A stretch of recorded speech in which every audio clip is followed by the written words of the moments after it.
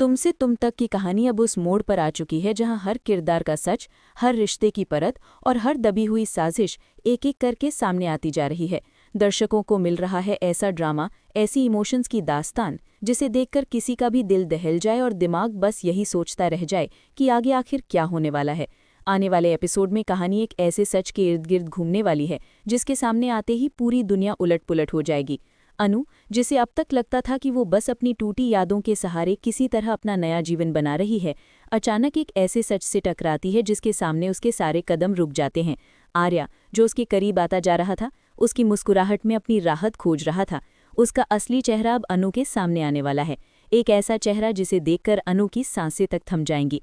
अनु को पहली बार पता चलेगा कि आर्या सिर्फ वही सीधा साधा लड़का नहीं है जैसा वो दिखता है, बल्कि उसकी जिंदगी में कुछ ऐसे राज छिपे हैं जो किसी की जिंदगी तबाह कर सकते हैं। सबसे बड़ा सच, राजनंदिनी, वो नाम जिसे सुनकर ही आर्या की आंखें बदल जाती हैं। वो चेहरा जिसे आर्या ने अपनी जिंदगी से निकाल फेंका था, वही राजनंदिनी जिसकी तकलीफ और आंसू इन दोनों की कहानी की असली जड़ बनकर सामने आने वाले हैं।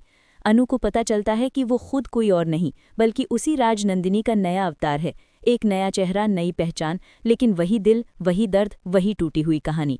वक्त और हालात ने उसे फिर से दुनिया में वापस भेजा, पर इस बार किसी और रूप में।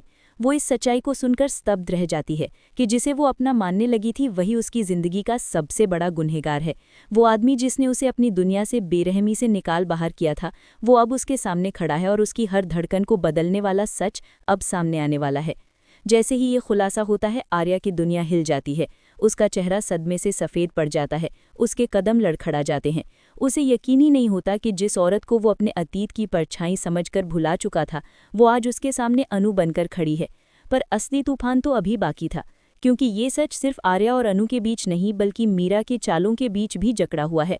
मीरा, जिसने हमेशा चाहा कि वो आर्या की दुनिया पर राज करे, वही मीरा इस सच की असली कसौटी बनने वाली है। उसने ही वो सारे षड्यंत्र रचे जिनके वजह से राजनंदिनी को आर्या की